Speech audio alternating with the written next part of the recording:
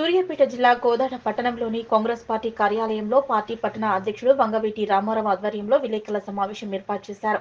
ఈ సందర్భంగా పలువురు మాట్లాడుతూ మాజీ శాసనసభ్యులు బొల్ల మల్లయ్య యాదవ్, మంత్రి ఉత్తమ్ కుమార్ రెడ్డి, శాసనసభ్యురాలు ఉత్తమ్ పద్మావతులపై చేసిన అనుచిత వ్యాఖ్యలను తీవ్రంగా ఖండించారు.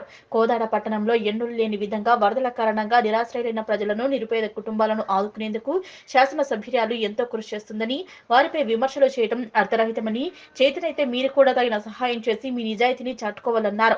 పాత బట్టలు తెమ్మన్నారా అని విమర్శించే మీరు నిరాశ్రయైన ప్రజలకు కొత్త బట్టలు ఇప్పించి వారికి సహాయ సహకారాలు అందించాలే తప్ప కష్టకాలంలో ఇలా రాజకీయ విమర్శలు చేయడానికి సరైన సమయం కాదన్నారు. మీ ప్రవర్తన నచ్చకపోతే కోదాడ ప్రజల నియోజకవర్గ ప్రజలు 58,000 మెజార్టీతో శాసనసభ్యురాలు ఉత్తమ్ పద్మావతిని అఖండ మెజార్టీతో గెలిపించారని, పరిపాలన అంటే ఏమిటో ఆమెను చూసి నేర్చుకోవాలన్నారు. ఈ కార్యక్రమంలో TPCC delegate number Chinthakuntla Lakshminarayana, municipal chairperson Samineni Pramila, vice chairman Kandula Koteswararao, Chandu నాగేశ్వరరావుతో పాటు పార్టీ నాయకులు పాల్గొన్నారు.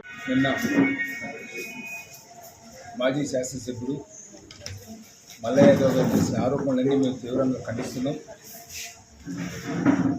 ఈ వరద బాధితులు కానీ, వరద ముప్పైన గ్రామాల్లో కానీ గత 10 రోజులుగా మేడం గారు ఇక్కడే ఉండి ప్రతి గ్రామాన్ని సందర్శించి ప్రతి వారికి ధైర్యాన్ని ఇస్తూ మరి తిరుగుతున్న మాట వాస్తవం ఈరోజు. అట్లాగే వరదలు వచ్చిన ఒకసారి మంత్రివర్యులు ఉత్తమ్ కుమార్ రెడ్డి గారు వచ్చి ఇవన్నీ చూసి వెళ్ళడం జరిగింది. ఈ రోజున ఈ ముంపు గ్రామాల ప్రజలకు ఏ విధమైన ఆపద వచ్చినా మేము ఉన్నామని భరోసాగా తిరుగుతున్న మేడం పద్మావతి గారిని ఈ రోజున మల్లయ్య యాదవ్ గారు ఆ మాట మాట్లాడడం సమంజసం కాదని మేము తీవ్రంగా ఖండిస్తున్నాం. ఈ రోజున ఇళ్ళు కోల్పోయిన వాళ్ళకి కానీ, పొలాలు మేట పెట్టిన వాళ్ళకి కానీ, గ్రామాల్లో నిత్యావసర వస్తువులు అందజేయడంలో కానీ, వాళ్ళకి దుస్తులు అందజేయడంలో కానీ, ప్రతి ఇంటికి మీరు వెళ్ళి విలేకరులు మీరు అడగండి. ప్రతి ఇంటికి మేము అందించిన సరుకులు కానీ, చీరలు కానీ, దోతలు అన్నీ అందిన మాట వాస్తవం కాదు ఒకసారి తెలుసుకోమనండి. ప్రజలు ఇచ్చిన తీర్పుని గ్రహింపక మామూలుగా తీర్పు వాళ్ళ ప్రజలు, కోదాడ నియోజకవర్గ ప్రజలు 70 ఓట్లతోని ఇక నువ్వు రాజకీయాల్లో పనికిరావని చెప్పిన తీరుని మర్చిపోయి ఈ రోజున మళ్ళీ మాట్లాడుతున్నాడు మల్లయ్య. ఇది పద్ధతి కాదు. అతను గ్రామాల్లో తిరగడం లేదు, ప్రతిపక్షంగా ఎక్కడే తిరిగే పరిస్థితి లేదు ఆయనకి.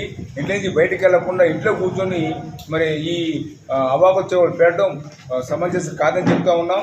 నారాయణపురం చెరువు కానీ, ఎక్కడ ఏ చెరువులో గండ్లు పడ్డా కానీ వారం రోజులు యుద్ధ ప్రాతిన పోడ్చమని చెప్పి ఉత్తమ్ కుమార్ ఆదేశాలు ఇచ్చింది. మరి ఆయనకి తెలవదేమో, ఆయన ఇంట్లో కూర్చొని మాట్లాడుతున్నాడు. ఈ రోజున ఆయన చేసిన వాగ్దానాలు 1-5 సంవత్సరాలు నెరవేర్చకుండా ఆయన హయాంలో 30 పడకల ఆసుపత్రి, 15 పడకల ఆసుపత్రికి వచ్చింది ఆయన చేసిన నిర్వాహకం వల్ల. ఈ రోజున 100 పడకల ఆసుపత్రి శంకుస్థాపన చేసినాం. ఒక 10 రోజుల పని కూడా మొదలు పెట్టబోతా ఉన్నాం. ఈ రోజున ఎక్కడైనా సరే గంత డ్యామేజ్ జరిగిన నిమిషంలో పని చేయించడానికి సిద్ధంగా ఇవాళ మంత్రి గారు కానీ, మేడం గారు ఉన్నారు. ఈ సందర్భంగా ఆయన ప్రకటనని ఉపసంహరించుకోవాలని కోరుతున్నాం. మల్లయ్య యాదవ్ గారు, ఉత్తమ్ కుమార్ రెడ్డి గారు, ఉత్తమ్ పద్మావతి మీద చేసినటువంటి ఆరోపణలు అర్ధరహితమైనవి. వరదలు సంభవించిన వెంటనే ఉత్తమ్ కుమార్ గారు, ఉత్తమ్ పద్మావతి గారు ఢిల్లీ నుంచి హుటాహుటిన వచ్చి అన్ని ప్రదేశాల్లో పర్యటించడం జరిగింది. అదేవిధంగా సంబంధించిన అధికారులందరినీ కూడా 2 నియోజకవర్గాలు తిప్పి వెంటనే సహాయక చర్యలు చేపట్టిన సంగతి మాతో పాటు మీకు కూడా తెలుసు. మరి సిఎండి గారు రావడం జరిగింది. అదేవిధంగా చీఫ్ ఇంజనీర్లు, అనేక మంది కలెక్టర్ ప్రతినిత్యము మరి ఇక్కడ కోదాడుతున్న నియోజకవర్గం తిరిగిన సంగతి మీ అందరికీ తెలుసు. అదేవిధంగా వరదలు వచ్చిన తెల్లారే మరి రేవంత్ రెడ్డి గారు కోదాడ కాన్స్టిట్యూన్సీ మోతే మండలం శివారులో రివ్యూ ఏర్పాటు చేసి చనిపోయిన వాళ్ళకి వెంటనే ఎక్స్గ్రేషియో 5 లక్షల రూపాయలు ప్రకటించడం జరిగింది. పాక్షికంగా ఇల్లు దెబ్బతిన్న వాళ్ళకి 5,000 రూపాయలు, అదేవిధంగా పొలాలు పోయిన వాళ్ళకి 10,000 రూపాయలు అని చెప్పని మరి ఉత్తమ్ కుమార్ రెడ్డి గారి సమక్షంలో ఆ రోజు రేవంత్ రెడ్డి గారు ప్రకటించిన సంగతి మీకు తెలియదని చెప్పని మేము మల్లయ్య గారు అడుగుతున్నాం. మరణించిన వారికి 5 లక్షల రూపాయలు చెక్కులు ఇచ్చిన విషయం కూడా మీ అందరికీ తెలుసు. ఒక ప్రజాప్రతినిధిగా తను పనిచేయటమే కాకుండా ప్రభుత్వ అధికారులతో పనిచేసి తన సమర్థతను నిరూపించుకున్న ఉత్తమ్ కుమార్ రెడ్డి గారు, ఉత్తమ్ పద్మావతిని ఈ విధంగా విమర్శించడం అర్ధరహితం అని చెప్పి మేము ఈ సందర్భంగా తెలియజేస్తూ, అదేవిధంగా మీరు భవిష్యత్తులో కూడా ఇటువంటి అర్ధరహిత ఆరోపణలు చేయకుండా మరి మేము కరోనా ఏం చేశామని చెప్తున్నారు. మరి కరోనాలో ఏం జరిగిందనేది అందరికీ తెలిసిన విషయం. కోదాడ నియోజకవర్గంలో ఆ కరోనా పేరు మీద ఏం జరిగిందనే విషయం మీ అందరికీ తెలిసిన విషయం. ఇటువంటి అర్ధరహిత ఆరోపణలు మానుకొని మరి ఇటువంటి వరద సహాయం జరిగినప్పుడు ప్రతిపక్షంగా మీ వంతు కర్తవ్యాన్ని మీరు నిర్వర్తించాలని చెప్పి కోరుకుంటున్నాము. లేని ఏళ్ళ ఖమ్మంలో జరిగినట్టు ఇక్కడ కూడా జరుగుతుందని చెప్పి మీ ద్వారా హెచ్చరిస్తున్నాం. మన మాజీ ఎమ్మెల్యే మల్ల యాదవ్ గారు చేసిన ఆరోపణలు ఎంత వాస్తవాలు ఉన్నాయి ప్రజలందరూ తెలుసుకున్నారు. మీరు మాట్లాడే ప్రతి మాట అందరికీ తెలుసు. ఈరోజు నియోజకవర్గ స్థాయిలో మన మంత్రి గారు కానివ్వండి, పద్మావతి గారు కానివ్వండి, వెంటనే వచ్చి రంగంలో దిగి అందరిని ఆదుకోవడానికి సిద్ధపడ్డారు. కౌన్సిలర్లందరికీ, మాకు టౌన్లో ఉన్న కౌన్సిలర్లందరికీ ఆదేశాలు పంపారు. మీలాగా పదవులు ఇచ్చి అన్నీ నేను చూసుకుంటా అన్నట్టు కాదు. ఎవరి పదవి ఎవరి డ్యూటీ వాళ్ళు చేయమని మాకు అధికారాలు ఒప్పచెప్పారు. మా డ్యూటీ మేము అందరం చేస్తాను, నిద్ర ఆగారాలు మాని. అదేవిధంగా గతంలో మీకు నియోజకవర్గ ప్రజలు మీరు చేసిన కృషి అయితే మరి ఇవాళ ఇలాంటి పరిస్థితి మీకు ఎందుకు ఎదురైందో మీరు ఆలోచించుకోవాలి. నియోజకవర్గ ప్రజలందరూ వాళ్ళు తమ బిడ్డలుగానే భావించారు. ఇప్పటికీ ప్రస్తుతానికి మీరు నిత్యావసర సరుకులు కానీ బట్టలు కానీ విషయంలో విమర్శిస్తున్నారు. మీరు చేసిన పని ఏందో మాకు కూడా తెలియజేయగలరు. కరోనా టైంలో మీరు సొంతంగా మీ జేబులోంచి పైసలు తీసినట్టు మాకు నిరూపించండి. మీరు అందరినీ బెదిరించి అప్పుడున్న కౌన్సిలర్లు కానివ్వండి, అప్పుడున్న వ్యాపారస్తులు కానీ బెదిరించి ఇచ్చారు. మీ జేబులోంచి ఇవ్వలేదు కదా. ఇవాళ మా ఎమ్మెల్యే గారు మమ్మల్ని అందరినీ తిరిగి అన్ని వసూలు చేసి మేమంతా నిష్పక్షపాతంగా ప్రస్తుతానికి అక్కడ నీడలేని తడి బట్టలతో ఉన్న వాళ్ళకి ఏదో ఒక రకంగా మనం ఆదుకోవాలి. ముందు వాళ్ళ బట్టలకి ప్రస్తుతానికి పాత బట్టలు కానీ కొంచెం మంచి బట్టలు కానీ వసూలు చేయండి. తర్వాత వాళ్ళకి మళ్ళీ నిత్యావసర సెకండ్ దఫా కూడా ఉంది మేము పంచేది. ఆ సెకండ్ దఫాలో కొత్త బట్టలు నిత్యావసర సరుకులు కూడా మనం పంచుదాం. ఇప్పుడు మనకు ఒక కొత్త బట్టలు తీసుకొచ్చి తుడుచుకున్న ఆ టవలకి కూడా మనకు తడిపోదు. ముందు ప్రస్తుతానికి నిల్వ నీడలేదు. వాళ్ళ ఒంటి మీద బట్టలు కూడా తడిచి ఆగవాలంగా ఉన్నారు. నేను కోరుకునేది అయితే ముందు వాళ్ళకి ప్రస్తుతానికి ఒకటి పంపించండి, తర్వాత కొత్త బట్టలు పంచుదామని ఆదేశాలు మాకు జారీ చేశారు. అదేవిధంగా మేము ప్రతి వార్డులో మా కౌన్సిలర్లు కానీ వార్డు ఆఫీసర్లు కానీ అందరం తిరిగి మేము రాసుకుంటున్నాము. మా వార్డు ఆఫీసర్లు కూడా ప్రతిదీ రాసుకుంటున్నారు. ఇలా అధికారులు కూడా నిద్ర ఆగారాలు మాని వాళ్ళ డ్యూటీ వాళ్ళు చేస్తున్నారు. కలెక్టర్ గారు కూడా తెల్లారి పొద్దున్న 5:30కే మనకి ఇక్కడికి వచ్చారు. వాళ్ళందరినీ చూశారు, పరామర్శించారు. అందరు ఆఫీసర్లు. నమస్కారం.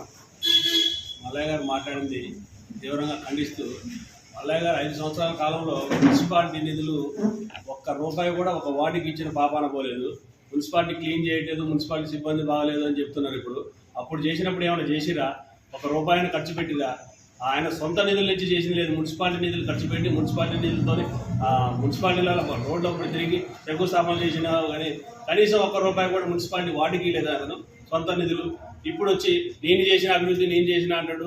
ఇప్పుడు ఇదే అది అనుకోకుండా వచ్చిన వర్షానికి ఇదేదో రాజకీయం చేసి నేను ప్రజలతో సంబంధాలతో ఉండాలని ప్రజల కోసం వచ్చి ఇప్పుడు షో చేసి మాటలు చెప్పే వ్యక్తులు కాదు. ఉత్తమ్ కుమార్ రెడ్డి గారు, ఉత్తమ్ పద్మావతి గారు క్షేత్రస్థాయిని పరిశీలించి పనులు ఏ విధంగా పనులు కావాలనే అధికారులను పురమాయించి పనులు చేపించే విధంగా పనిచేస్తారని ఈ పత్రికా విలేకరుల సమక్షంలో తెలియజేస్తున్నారు. 5 సంవత్సరాలు ఆయన చేసిన అభివృద్ధి, 8 నెలలు మేము చేసిన అభివృద్ధి, ఈ రెండింటి మీద చర్చిద్దాం. మా దాంట్లో 8 నెలలు చేసిన అభివృద్ధిలో 50% ఉన్నా సరే మేము ముక్కునాలు రాసుకుంటాం. మేము 8 నెలలు చేసిన నిధులు తీసుకొచ్చిన నిధులు ఆయన సగం నిధులు తీసుకొచ్చినా మేము నేలకు ముక్కు రాస్తాం. వాళ్ళు ముందు డ్యూటీ చేయమని చెప్తున్నారు. గతంలో ఎమ్మెల్యే మరి మొత్తం నేనే చేస్తా అనేవాడు. అంటే అన్ని పనులు నేనే, మరి మీరు ఎవరు వద్దు, మీకు పదవి అలంకారప్రాయంగా మమ్మల్ని ఆడ కూర్చోబెట్టేవాడు. ఇప్పుడు ఎమ్మెల్యే గారు మా అందరికి ఒప్పచెప్పింది, మీరు వెళ్ళండి, వార్డులోకి వెళ్ళండి, ఎంపీపీ చేసే పని ఎంపీపీ చేయండి, జడ్పీటీ చేసే పని జడ్పీటీసీ చేయండి, సర్పంచ్ చేసే పని సర్పంచ్ చేయండి, మున్సిపల్ చైర్మన్ చేసే చైర్మన్, కౌన్సిల్ చేసే ఎవరి పదవులు వాళ్ళకి ఒప్పచెప్పింది. మీరు చేయండి మీ డ్యూటీ. పైన ఏదంటే నేను నిధులు కావాలన్నా ఏదైనా ఆఫీసులతో మాట్లాడాలన్నా నేను తీసుకొస్తా, నేను చేస్తా అన్నారు.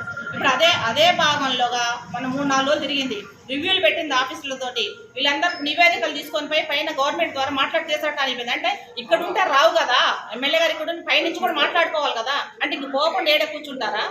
ఎవరి పదవుల్లో అనుభవిస్తే ఇక మనకి అంత ఇబ్బందే ఉంటుంది. మీరు చేసినట్టు చేయాలంటే మా పద్మావతి గారు, ఉత్తమ్ గారు అలా కాదు. కాకపోతే మీకు తెలియట్లేదు ఎట్లా చేయాలి పరిపాలన. మీరు చూసుకోండి, నేర్చుకోండి. ఇప్పుడు ఎట్లా చేయాలనేది మీరు నేర్చుకోండి. ఇప్పటికైనా మీరు మా సవరించుకుంటారని అనుకుంటున్నాను.